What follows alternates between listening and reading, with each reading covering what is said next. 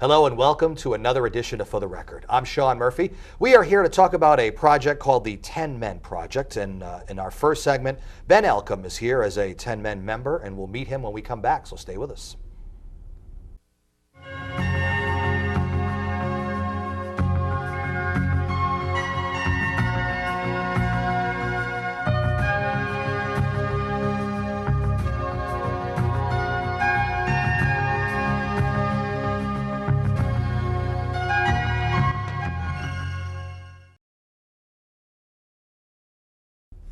Welcome back to For the Record. I'm Sean Murphy. My guest today for the first segment of this show is Ben Elcom. He is a 10 Men member of the 10 Men Project. So first of all, welcome to the show. Thank you. And let's talk about what 10 Men is. Sure. So it was an initiative by the Rhode Island Coalition Against Domestic Violence. And it was a way to put sort of male perspective and a male face on an issue that always has been seen as a women's issue. Let's talk, let's kind of give like a generic definition of domestic violence so people understand it a little bit more. Sure. A big point we like to bring across about domestic violence is it's not just about physical violence. And it's not just about a man hitting a woman, which is how we sort of perceive it as happening. It's about emotional violence, it's about physical violence, it's about violence that can happen through the ability to have a job or not have a job. So it can be based in money, it can be based in different sort of forms of violence. It's about power and control in the end. So in any relationship that you have, it can be seen in that. We see it through sort of relationships that are more personal. Yeah, you know, it's interesting when people talk about rape isn't about sex, really. It's about power, too, as well. So really, it's about power. When you talk about domestic violence, again, you're talking about power and control, much more so. Absolutely. Yeah. And the way we address it when we talk to teens or we talk to adults, depending on who it is, we're always talking about where it's not just about in a relationship what happens or who's in love with who, but it's about who controls that relationship and if it's healthy or not. And a healthy relationship is where there's equality and not power and control. Okay, so a good definition of domestic violence in general. So let's talk more about 10 Men, the 10 Men Project itself. Absolutely. We felt for a long time in working in sort of the domestic violence work is that it's always seen as a women's issue. It's seen as a woman's problem. And when you try to address men in it, they always can have the ability or the privilege to say, it's not my problem, it's a woman's issue. So what we wanted to be able to say is here are a group of men that have stood up and said it's not just a woman's issue, it's everybody's issue. That men are part of the solution, not just part of the problem. So, you know, domestic violence has, you know, been attempted to be addressed for a long time. How was it decided, you know, at some point that, you know, something like 10 Men Project was necessary? Let's spearhead the project, let's organize it and bring it together and, you know, maybe talk about how it formed, really. Sure. So for most of the movement's sort of life, you're addressing issues that come from domestic violence. So you have women's shelters, you have legal services. Sort of after the act has been done already. And what we're really trying to move to and what has been happening throughout the United States is moving towards a prevention model. And in that prevention model, it means that we move to getting at the problem before it happens. Or as a friend used to say, nip it in the bud. You know, it's funny, I taped a show with some healthcare professionals, and you know the big thing now is about preventative medicine, prevention before it happens. Don't treat what has happened already. How about, you know, making it so that it doesn't happen in the first place? Same thing here. Absolutely. Where you don't just look at the symptoms of a problem, but you look at the root causes. What's actually affecting the situation that allows this to happen? How does male silence or male privilege allow violence against women to happen? And if, as a group of men, we can stand up and say, and break that silence and say that we have to say something, we have to act, it means that that beginning of that social barrier or that social concept begins to break down. Now, when you say men begin to speak up and say this is wrong, how does that, you know, ultimately prevent domestic violence? Will someone who is considering doing it may pause and think, well, you know, my peers, my people, other guys, don't think this is a cool thing or a smart thing to do? Is it a psychological thing with them? Yeah. It's proven that you will act on behalf of what your peers believe in. So if you live inside of a society or a peer group that says drinking too much every night is a cool thing to do, that's something you're going to do on the weekends. If you live inside of a group that has a heavy religious sort of context to what they do, then that's the context you live inside of.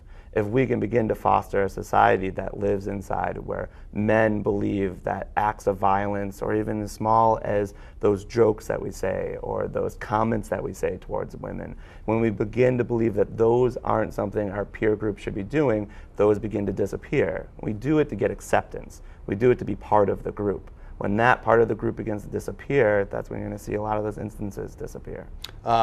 It definitely is challenging, I would imagine, because you're changing the mindset of what's pretty much been ingrained in you know, a particular gender forever, really, right? Absolutely. Yeah. It's part of the male psyche. It's part of how we sort of see our day. It's part of the control. It's part of the way that we work. And it is really changing some pretty heavy social norms that exist in the world. You know, and you're talking about a situation here with us in this country where it's not even close to being as bad as, you know, much more religious groups in other countries where women are very much second-class citizens, and, you know, it's the norm to strike a woman or have them walk behind you and veil up and, you know, everything else that's going on, you know, in certain countries and certain cultures and lifestyles. Sure. You know? Every culture that we work in inside of our communities and outside of the United States, they all sort of have gender roles that they have to associate to. But it doesn't change the basic premise of this situation. You're dealing with power, you're dealing with control. What that turns out to be, how that ends up affecting the society, might be different for each culture. But the concept's the same. So I described you as a 10-men member. Is there a more specific title that you can be affiliated with, and what does a 10-men member do? Sure. So 10 Men is a group of men in the state of Rhode Island that work to sort of talk about male issues inside of domestic violence. I work specifically around training men to train young men around domestic violence in a program called Young Men's Work. And I do that through the Women's Center of Rhode Island as a sort of part of what 10 Men is, but also as a sort of a different career path at the same time. So your job is to train other men to, you know, kind of, you know, mold younger people. Are we talking about boys in general, or boys from and girls? 14 to 18. Okay. Yeah. And just kind of, you know, kind of teach them the ropes and show them the way, and maybe sort of change, you know, obviously it makes sense, it's smart to basically get to them young, change that mindset, or if the mindset isn't there yet, kind of mold it to a more acceptable way. Sure. For people in society to act. Yeah. Right? A lot about it is just really allowing young men to understand what media awareness is, and to allow them about really talking about and giving them a safe space to talk about what masculinity is and what our concepts of what manhood is and about what being a man is, and how those concepts and those gender roles really promote and allow acts of violence to happen, including acts of violence against women. Now, how do you reach out to the kids of that age group? Do you go to schools? How does it work? Do they come to you? Do you go to them? What's the process? The way that we work at it from the Men's Project, which is a Providence-based project, is that we work with community leaders. So we go into a certain community or a neighborhood per se, and we sit down and we say, here is the groups that lead the churches, here are the groups that lead the after-school programs, here are this group of men that really become sort of community leaders. And we go to them and say, here's a program that you can take on, that you can work with, that will allow you and give you tools to talk with and work with young men around violence and around sort of the social atmosphere and the social constructs that build that violence in their lives. How long have you been doing it for now? I don't know, I guess 6 years now. And how, you know, 6 years is a long time, and how's it been going? And let me ask you this, how has it evolved from 6 years ago to the way it is now? Sure. I'd say 6 years ago when I started doing the work, it was at a Boys and Girls Club, and we were looking at ways to reach out to the young men that were with us, and we began to get involved with the local Women's Center, the Women's Resource Center in Newport County, and they were very helpful in the work of finding ways to address it and finding ways to talk to the young men and young women also, but we tend to focus on it a little bit as working with men and working with women. And then it's evolved to where we find 10 Men being created, which is a statewide issue, a statewide coalition of men working together on the same ideas. And then we find individual communities really coming together and searching for answers. So you see sort of the awareness of the situation becoming much larger and louder, but you also find that individual communities are looking now, when before this idea of prevention and prevention of violence was more about sort of looking beyond it or kicking the can down the road saying we'll solve it at some point. Since you mentioned awareness, October is Domestic Violence Awareness Month. Talk about that a little bit. So every month, or every October, we have domestic violence awareness.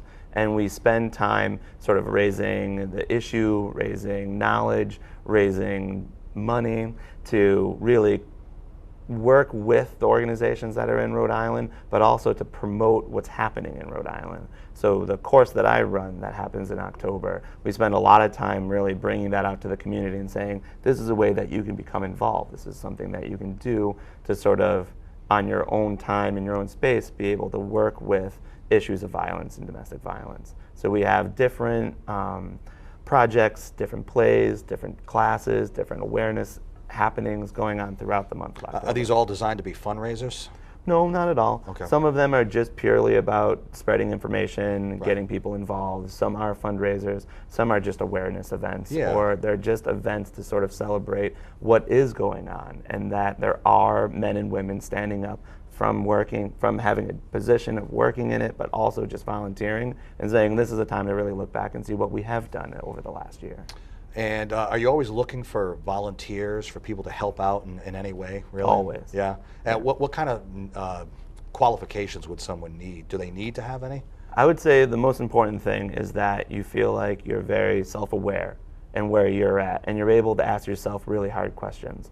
We're dealing with issues that are sometimes really uncomfortable for men to talk about. They have to get past their pride in a lot of cases, don't they? A lot of times, yeah. And also a lot about our cultural differences. A lot of times when we're working with men, we'll have very simple issues around gender roles, and they'll believe a gender role is just how the world is and how it exists, and that's how they were raised, and that's how their grandmothers were. And you have to say, it might be how we always ran for such a time, but let's really look at if there's equality in that relationship or not.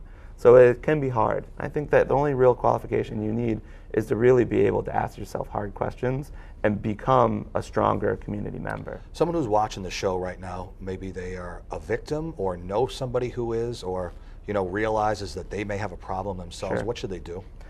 So in the state of Rhode Island, we have community-based domestic violence agencies, and we have a statewide one. And there's a statewide 1-800 number, which is 1-800-494-8100, which you can contact and get information back from advocates that are on the line directly. So they can give you plans to be able to get out of a relationship and give you safe ways of sort of getting you and your children, or whatever sort of whatever significant parts of that relationship you have. There are also shelter systems that you can work with. We have court advocates, so if you feel like you need to go to the court system to get reconciliation, then you can go through our court advocacy to help you with that. That's the phone number, and then the website? The website is RICADV, so it's Rhode Island Coalition Against Domestic Violence.org. All right, what's on the website? The website has all sorts of information about the events that we're running this month, but it also has information about issues and cycles of domestic violence. It talks about programs that we run, and it also talks about what's happening at a state level inside of legislation and other issues. So phone number and graphic are on the screen. Go check them out. Ben Elcom, 10 Men member. Thanks for being on the show today. No problem. Thank you. We'll take a break and come back. I'm Sean Murphy. This is For the Record. Stay with us.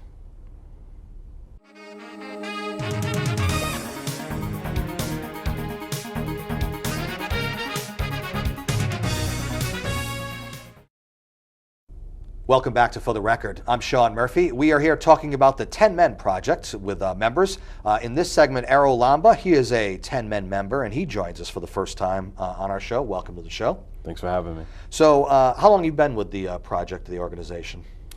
About 6 months. 6 months. So Ben was there for 6 years. You're here for 6 months. So you come to it from a much newer, maybe fresher perspective. Your thoughts on the whole project, the 10 Men Project so far, for the limited amount of time that you've been with it? Well, I was asked to join because I've been a youth worker for about 15 years in Rhode Island, and specifically in Providence. And a large part of my work is around the issues that really underlie domestic violence, helping young people understand control and power, and the way that those things sort of play out, and to help young men sort of recognize that there are other ways to express themselves, that we don't have to conform to some of the things that we're taught in our society that lead to domestic violence. Yeah, how do you get past the macho? What do you do? Well, in 10 Men, what I've learned is there's a term called the man box. And a lot of us are stuck in the man box. And, inside the man box, to be a man means that you're strong. It means that you're in control. You don't cry. You don't cry. Your way is the only way. And anybody who gets in your way, gets crushed. There's physical harm done to people who get in your way. And to help young people see past that, and to help young men realize that they don't have to conform to that's weak, and that's not what it is to be a man. Can we partially blame the generation before us and before them and before them? It's kind of passed down traditions and traits. Yeah, absolutely it is. But at the same time, I think that each generation tries a little bit harder to break it. We should be responsible for our own actions. We have to be responsible for our own actions, and it's definitely about the people who came before us. Like my dad, while he really loved his time in his man box, he was really affectionate with me. Mm-hmm. And, I have a daughter, and, I will tackle my daughter and, hug her and let her know how important she is to me. And, there's ways that, we all sort of step in and out of it, but really we need to be aware of it. We need to dismantle the box completely and just move away from those false ideas around what it is to be a man. I want to talk a little bit more about your background, because you've been with the 10 Men program for 6 months now, but you did mention briefly about what you were doing before that and what brought you into 10 Men in the first place. Yeah, so 10 Men is a group of men that come together, and we talk about issues in the community. We try to figure out ways that we, as men who have some positions in the community that have a little bit of say, and a lot of us are people who influence a lot of other people, and the idea is that if we started to use our voice to shed light on some of these issues, because so much about domestic violence is about shame and silence and secrecy, and to start to shed light on some of those things. They thought if there were 10 men who were doing that, if we each reach 10 men, there's a math problem involved, there would be right. It would be a domino effect. Yeah, exactly. Out of my brain. Yeah, I know, it's working. Yeah. So my day job, I am the director of youth programs at a place called Youth in Action. And at Youth in Action, we work with young people from the city of Providence mostly around, making sure that they're heard. Young people, much like, other people who suffer from oppression and the powerless, they're usually pushed to the side. They're kept quiet. And, we teach young people that, what you have to say is important, and that your voice is necessary if we're actually going to make the world a better place, as hokey as that may seem. Positive progress in some way. Yeah, absolutely. So you talked about how every generation, that follows tries its best to break the stereotypes of the generation before, especially when it comes to domestic violence. Mm-hmm. But is it because of this world we live in now, where instantaneous news and information and media, you hear a lot more about domestic violence? Are the numbers up, or are they actually going down? I'm going to think back to what I was taught, but I believe that the numbers are actually lower than they've been, that the work that groups like the Rhode Island Coalition Against Domestic Violence and the work that 10 Men has been engaged in is actually working, that the numbers are lower, and awareness is higher. I think that sometimes in the media, things we hear are kind of a little heightened. Right. Well, they try to hype it up because it's good for business, so to speak. Mm-hmm. But with social media and things like that, if something happens, you know about it, mm-hmm. and it is everywhere. Exactly. Good or bad, And the flip side to that is that you can always go on Google and you can find groups like 10 Men right. and the Coalition Against Domestic Violence, and find the information that can really help change a person's life, change your life, or someone who is caught in a situation of domestic violence. So from your experience personally, what are some challenges that face you and also people doing this kind of work? Mm.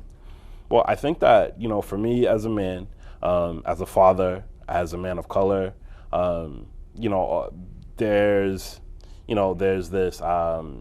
First off, there's the idea that like you're supposed to mind your business. You know, like Don't get involved. Don't get involved.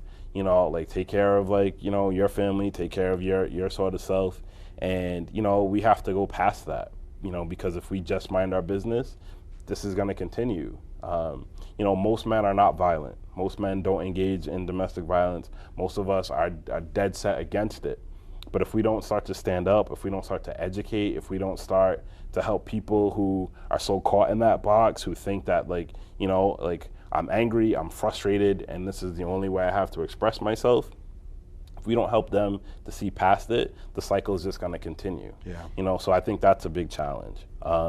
We also need to push back against those guys that are really trying to hold that box up, who just think that this is the way that it's supposed to be. It takes a certain level of comfort and fearlessness to be able to stand up against that. And, it's definitely, it's not one man, it's 10 men, because it's much easier when we're doing it together. Those are some of the challenges that we face. You talked about you being a man of color, and I was going to ask you, is there also a stereotype as far as men, a particular nationality or a particular race of men where it's assumed that violence may be more so than others? And how do you break that stereotype, aside from getting the word out, obviously? Advocacy. Absolutely. I mean, I feel like it is. I definitely feel like there are certain groups that are definitely stigmatized that movies and TV don't help the situation either. They definitely don't. And I think it goes back to what we were talking about before. I think that ultimately, like men don't want to engage in violence. We're not by nature violent. And I think that to try to emphasize the parts that are sort of positive and are loving are the things that we need to look for in other men. In terms of their relationships with people. And I think those are the things that we need to emphasize. One of the programs I work with at Youth in Action is a media team. And one of the things that we want to do is definitely try to accentuate the things that are beautiful and are healthy in our communities and are a part of our culture. Because to me, there's definitely more of that than there is on the other end. And it's an easy stereotype for people to fall into. So yeah. Ben talked about what he did with 10 men. Do you do something similar, or is it something a little different? In terms of, he teaches other men to teach young people. How about you when you're there with the project? Well, yeah, I mean it's similar in that sense. So we have a media group at Youth in Action, but we also have a team that has taught sex ed for a long time, and we sort of like males and females, we both talk about what domestic violence is and what it isn't, and what are the things that cause it, what are red flags, and just trying to help young people recognize what's healthy and what isn't. Yeah. And how to be honest and thoughtful in those sort of conversations. What we do is definitely similar around those things. A big part of it is trying to help young people figure out how to teach their peers, and what are ways to sort of get themselves out of those Word of mouth is situations. probably the best form of advertisement. If you can get other youth to talk to other youth, in a positive way, that's always a good thing. We are out of time, so we'll put the phone number and the website up on the screen one more time. Errol Lamba of the 10 Men. He's a 10 Men member. Thank you for being on the show today. Thanks for having me. And thank you for joining us for another edition of For the Record. I'm Sean Murphy. We will see you next time. Take care.